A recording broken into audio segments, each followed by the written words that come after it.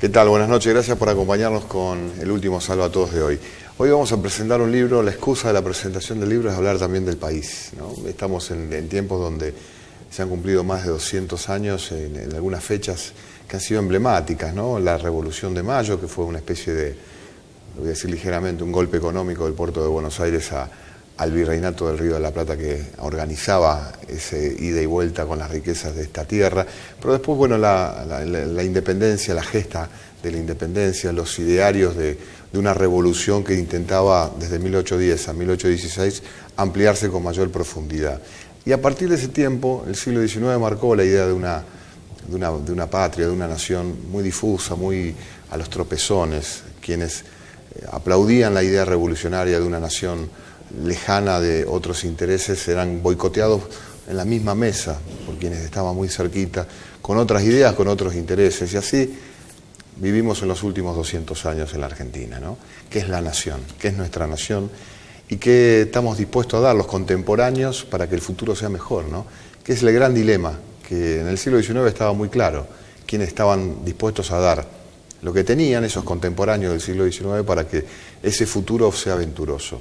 Hoy hacemos la misma pregunta, ¿qué estamos dispuestos a dar hoy los contemporáneos del siglo XXI en este lugar del mundo para que el mañana sea mejor?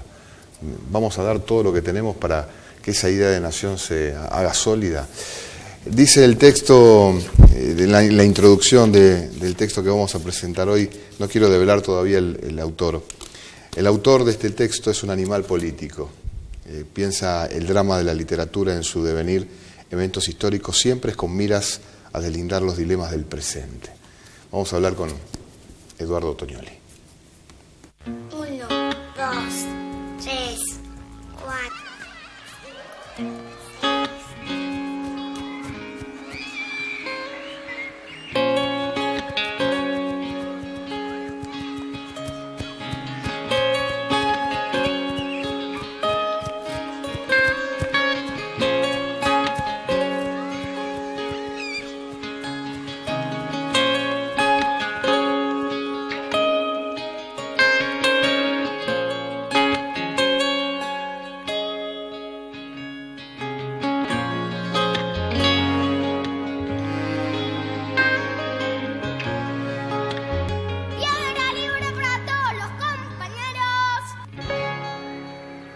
Bueno, Eduardo, gracias por venir, ¿eh? No, gracias a vos por la invitación y por esta introducción. A ver, ahí, mostramos ahí, Manuel Gálvez, Eduardo Tognoli, tapa roja y negra. Mirá, ahí queda bien compuesto con el caso, ¿no?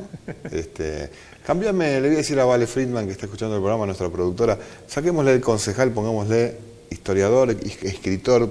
En este segmento, ¿qué te gustaría que aparezca con tu nombre? Autor de Manuel Gálvez, una historia de nacionalismo argentino. Sí. Ahí está.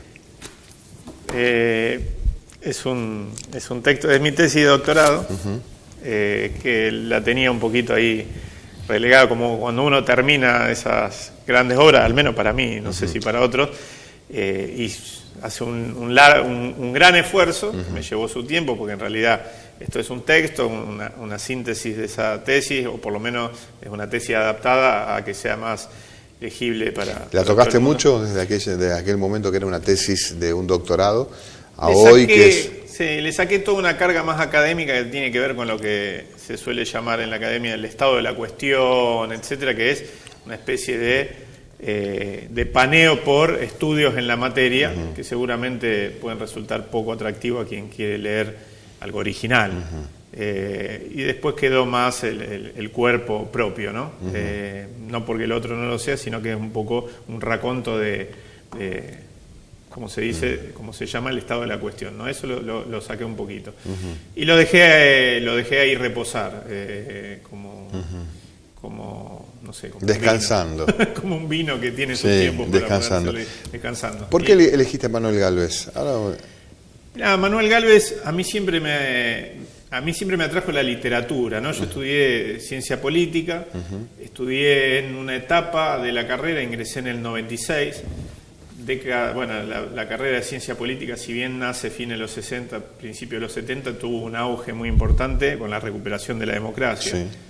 Y esa recuperación le marcó de alguna manera, le impuso una impronta que tiene que ver con básicamente cierta mirada hegemónica dentro de esa carrera, ligada a esta idea de que con la democracia se come, se educa, etcétera, que es una síntesis de Alfonsín de una serie de ideas que básicamente entienden que la democracia, en términos formales, como serie de normas y procedimientos y acuerdos, en sí misma basta para mejorar una sociedad. Yo provengo de otra tradición política que entiende que, en todo caso, las normas y los procedimientos pueden ser un canal para procesar cierta conflictividad que es inherente a la sociedad y sobre todo a las sociedades de clase, estructuradas como la nuestra, ¿no? Pero que ese conflicto necesita ser reconocido constitutivamente, ¿no es cierto? Que la política está de alguna manera constituida por el conflicto. El conflicto forma parte de la política y que lo peor que podemos hacer es negarlo, ¿no? Entiendo que en algún momento esa idea hegemónica en estas carreras de ciencias sociales, ciencia política, implicó una mirada de desdén con los grandes relatos de la historia argentina, ¿no? Las grandes epopeyas políticas, la idea de la transformación profunda y revolucionaria de la sociedad en sus distintas expresiones, sus distintas versiones.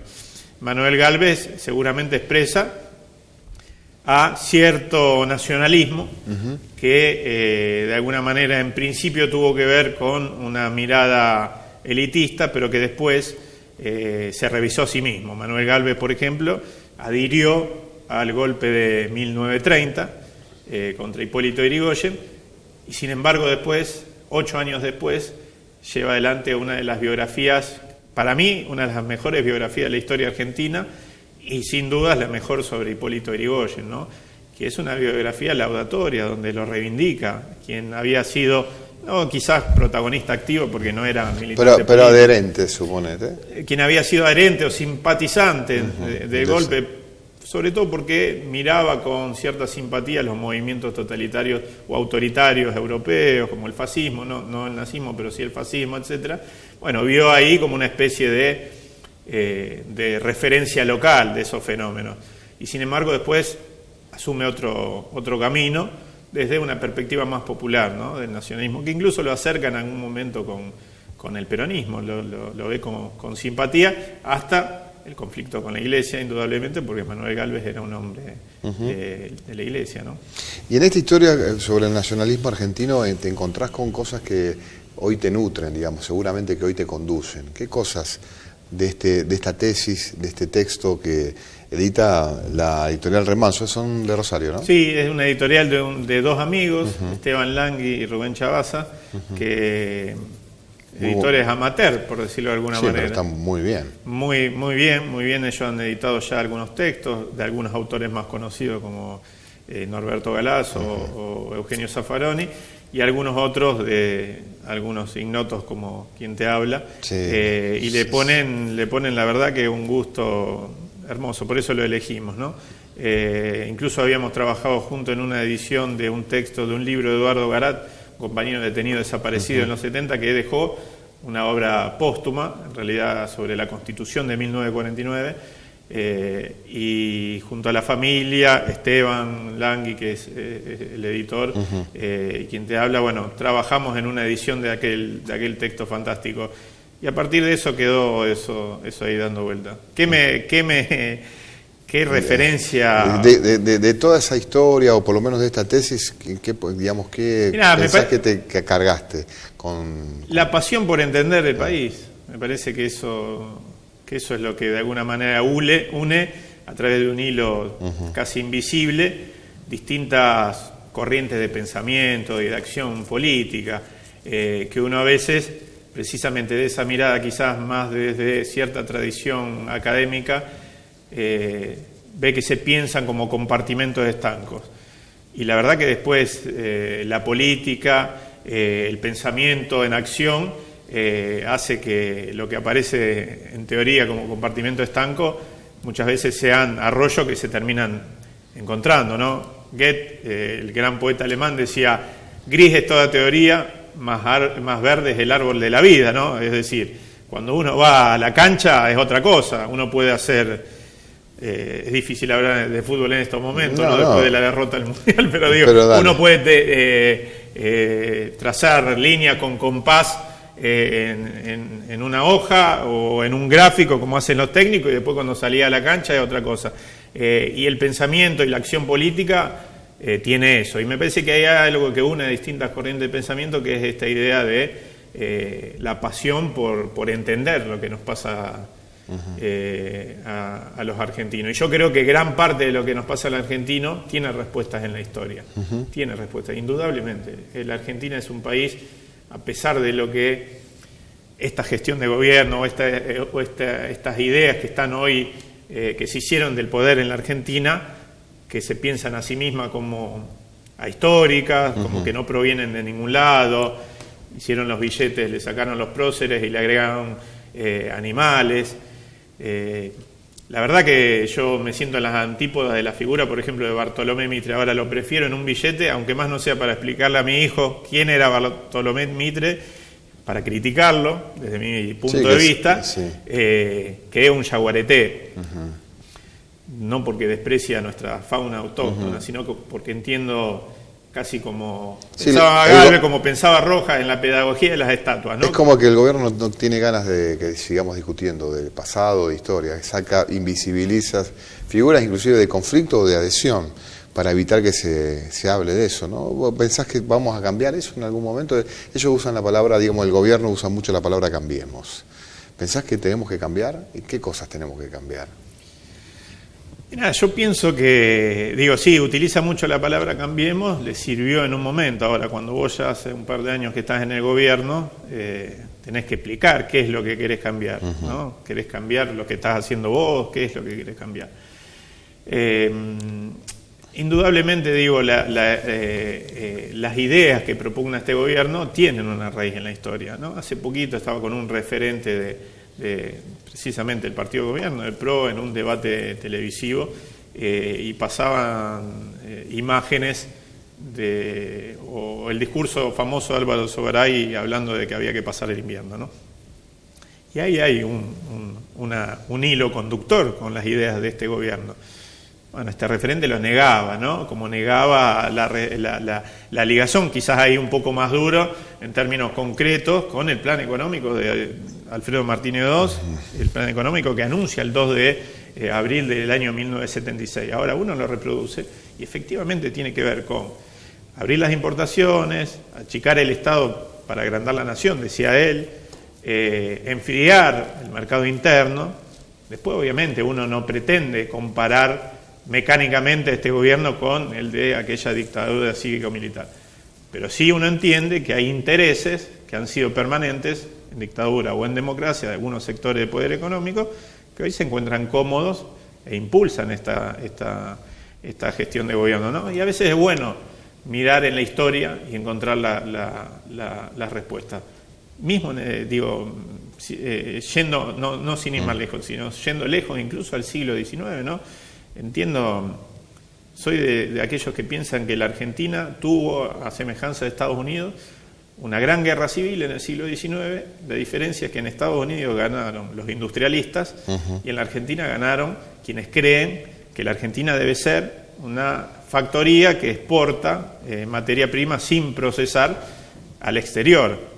Suena brutal, pero entiendo, o esa es mi lectura, con la de muchos otros pensadores argentinos, ¿no? Es lo que pasa. Bueno, a eso me refiero, ¿por qué Trump, en qué se asienta para decir, bueno, nos cerramos y no dejamos que ingresen estos productos? En la historia misma de su país, de su nación, en sus padres fundadores, en quienes ganaron la guerra de secesión, que decidieron construir una gran nación industrial, y para eso cerraron lo que tenían que cerrar en el momento que debían hacerlo y exportaron otra cosa, otras ideas exportaron ideas librecambistas de manera muy inteligente. Así lo hicieron las grandes naciones del mundo. El problema no son esas grandes naciones, el problema es que las naciones de las periferias muchas veces hemos comprado el libreto, no de lo que han hecho esas grandes naciones, sino de lo que nos proponen a posteriori, ¿no? Haz lo que digo, pero no lo que hago, ¿no? Exacto. Porque la semana pasada Donald Trump promocionaba el job, trabajo, de sus cuentas y demás cuando bloqueaba brutalmente el ingreso de mercancía china, ¿no? ¿Por qué nos cuesta tanto querer al país? Tener amor, en realidad, esa cuestión yo lo planteaba casi como un deseo que uno tiene, que los contemporáneos tenemos que pagar los costos del presente para un futuro mejor, entregar todo lo que tenemos, como un fútbol, mira, nos gusta mucho el fútbol, dejar todo en la cancha, irnos de la cancha sin nada, pero irnos sin nada de verdad, como hacían en el siglo XIX algunos referentes que están en los manuales, en los libros, o que fueron de alguna manera encumbrados por la historia, esta cuestión de dejarlo todo.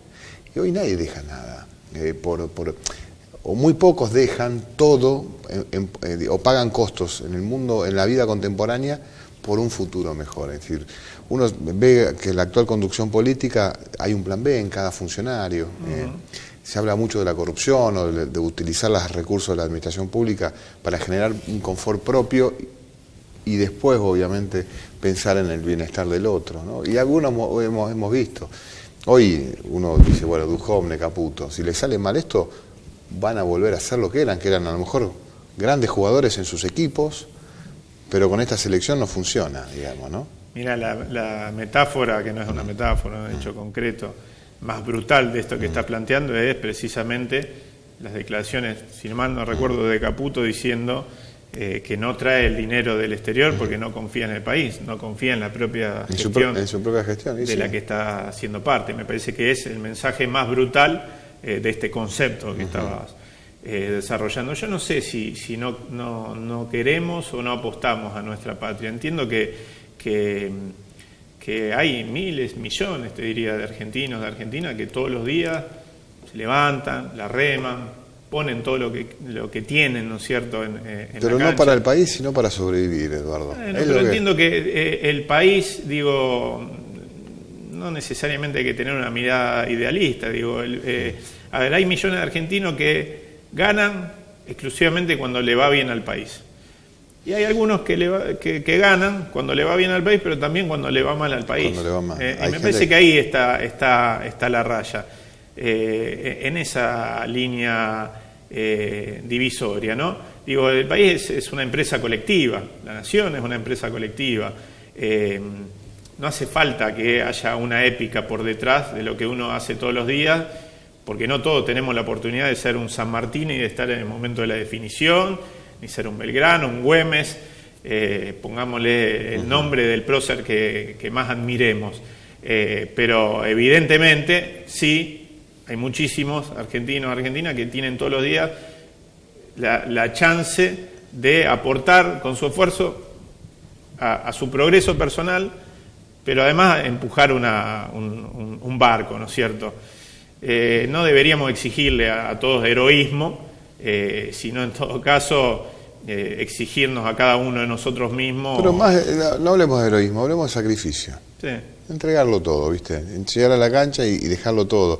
Y muchas veces tiene que ver con el orgullo, con tolerar el disenso. Es muy difícil también construir en un marco de disenso. Vivimos en una ciudad que no está mal, pero que tiene muchos huecos. Sí. Y da la sensación como que, y vos sos parte de esa discusión permanente porque sos un apasionado, hay mucha discusión, pero por a ver quién hace las cosas, quién gana la próxima elección, pero no para solucionar los problemas reales. Y hay una explosión demográfica en Rosario que va a ir creciendo hacia el lado de la necesidad, no hacia el lado del confort.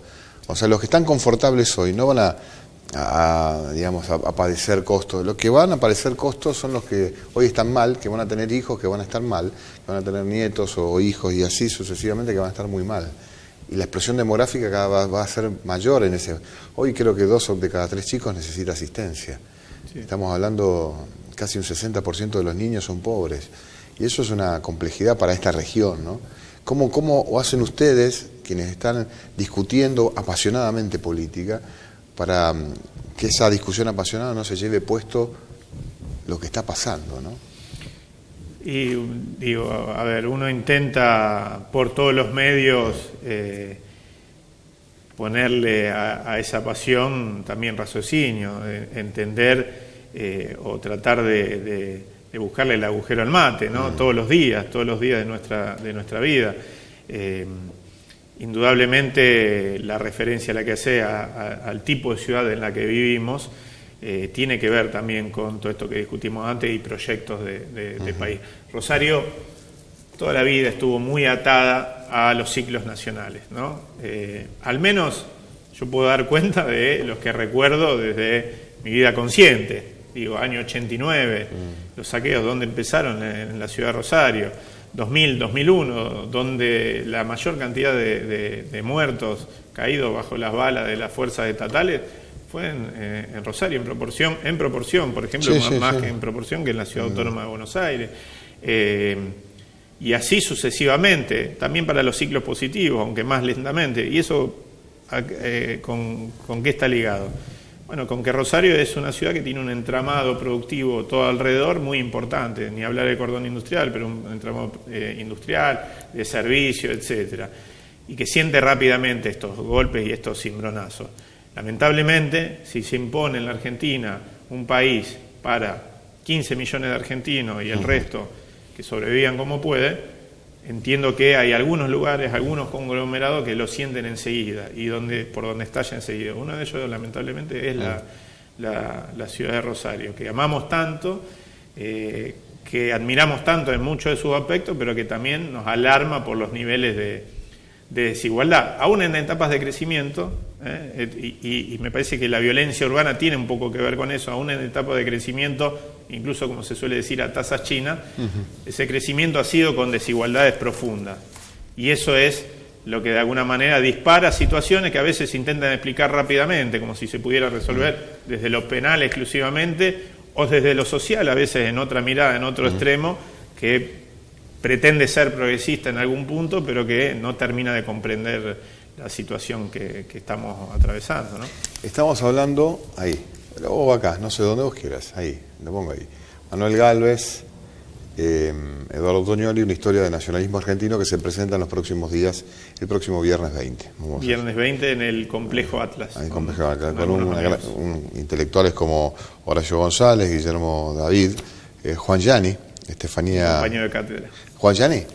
Él es el titular de la cátedra. Es un fenómeno, Juan. Tendría que venir un día. Él también un gran escritor, un gran pensador. En filosofía. En sí, la Facultad de Humanidades. Es un fenómeno. ¿Cambiamos de tema? Sí, cómo no. ¿Qué vas a hacer de tu vida en los próximos meses, en las próximas temporadas? ¿Para dónde vas, Eduardo, vos? Por ahora sigo cumpliendo las funciones que me ha encomendado el pueblo de Rosario, como se suele decir, en el Consejo Municipal. Hasta el año que viene, hasta diciembre del año que viene, voy a seguir siendo concejal. Soy docente y bueno, veremos el año que viene qué nos pasa? Depara. Sí, a mí soy un apasionado de la militancia política.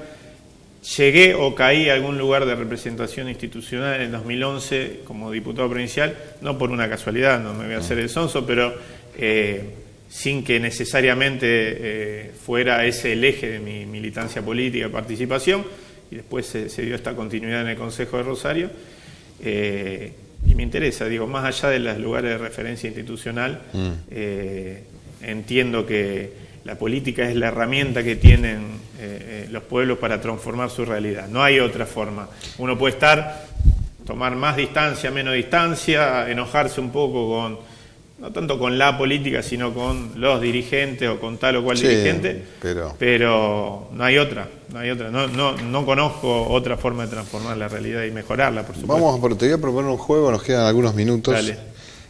Sé que sos futbolero, vas a entender un equipo de 11.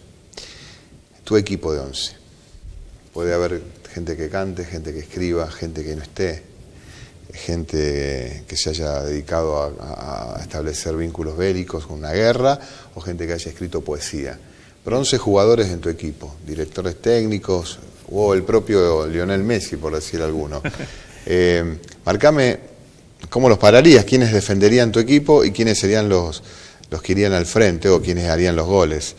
Según tu mirada, y bueno, yo leyendo los jugadores, de alguna manera tendría el mapa de... Pueden ir jugadores también. Jugadores de fútbol, lo que vos, personas, familiares, gente anónima. En el uno Scoponi, por razones obvias. Sí, bueno. Y aparte porque se cumplió hace unos días un nuevo aniversario del 9 de julio, el 9 famoso, julio, en cancha de Boca. voy por el 5. así medio desordenadamente. Hay Sí. un cuento hermoso de Juan Sesturain que se llama El último Centro-Haas. Y hace toda una descripción y nombra a todos los jugadores, bueno, habla de perfume, y termina diciendo, el último Centro-Haas fue Perón, dice. Lo pones de 5 a Perón. Sí, Perón. que reparte el juego, que traba, sí. que hace todo lo que tiene que hacer. Bien. El capitán del equipo. Sí, ¿Es el capitán del equipo? por supuesto. ¿Plantás una línea de 4? Una línea de 4, sí, línea de 4. Línea de 4. Tradicional. Línea de 4. Línea de 4, a ver, algún actor. Sí, igual, que gente que te conmueva, gente que quieras tener en tu equipo.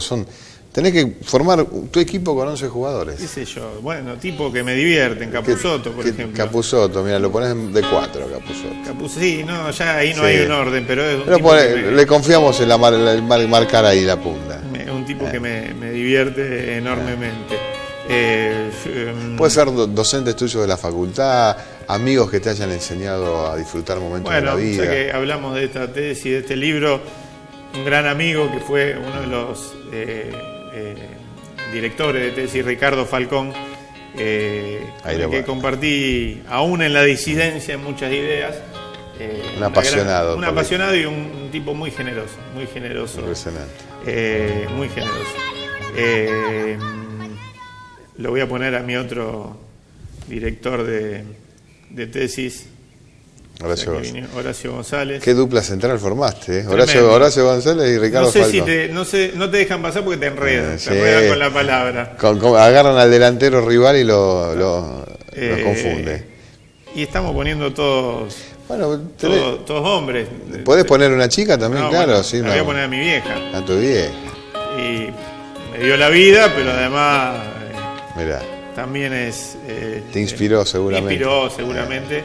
Y voy a decir una infidencia. Me hice peronista por la biblioteca de ella. Mirá, o sea que se tiene que acercar. Mirá qué lindo. Bueno, ya más? empezamos a armar un poco de juego. Sí. ¿Qué podemos ¿Alguien en tu discoteca que te haya también influido? Mi discoteca, bueno, a mí me gusta mucho el heavy metal. Bueno, ahí Ricardo Iorio. Sí, pudo ser muy criticado por eso, porque es un tipo polémico. Carrilero, ¿no? Bueno, me gusta ahí, en el medio campo. Bruce Dickinson, otro grande. Mira, y lo voy a escribir mal, capaz, pero bueno. Sí, no importa. De la música, Iron Maiden. Soy un apasionado del heavy metal, de todo lo que tenga que ver. Y te quedan 3 ahí para arriba hacerlo. voy a poner a mis 2 hijos. Mirá. Hacen goles. Julia, Emiliano. Y me falta completar el 9, el que define, el que la empuja. ¿Algún ídolo deportivo además de Scoponi no tenés? Sí, ídolo deportivo, bueno, muchos. Pero ¿a quién te gustaría que haga goles en este equipo? ¿Quién me gustaría que haga goles? O sea, pensá que no esté en el equipo, que digas, bueno. Mira, alguien que a mí me volvía loco cuando era pibe, quizás no haya trascendido tanto en la historia del fútbol rosarino, sí, digo, es importante, pero con Dorito Ramos. Goleador histórico de Newell's Old Boys. Con Dorito, ahí está. El DT, Eduardo Tognoni. Y el DT soy yo. Mirá vos, quiero verlo a Perón jugando con Condorito Ramos y tu vieja diciéndole a Alicia, abriendo por la izquierda. Bueno. Le ponemos una firma. Dale. Eduardo, gracias por armar este equipo, por prestarte este juego. Y bueno, gracias por Manuel Gálvez. Por pensar el país también y por poner cada granito de arena que podamos poner para transformar tal vez alguna decepción en alguna esperanza. Gracias por la invitación, Lo invitamos todo el 20 de julio. Dale. A las 6:30 en el Complejo Atlas. Ahí estaremos, gracias. 1, 2, 3, 4.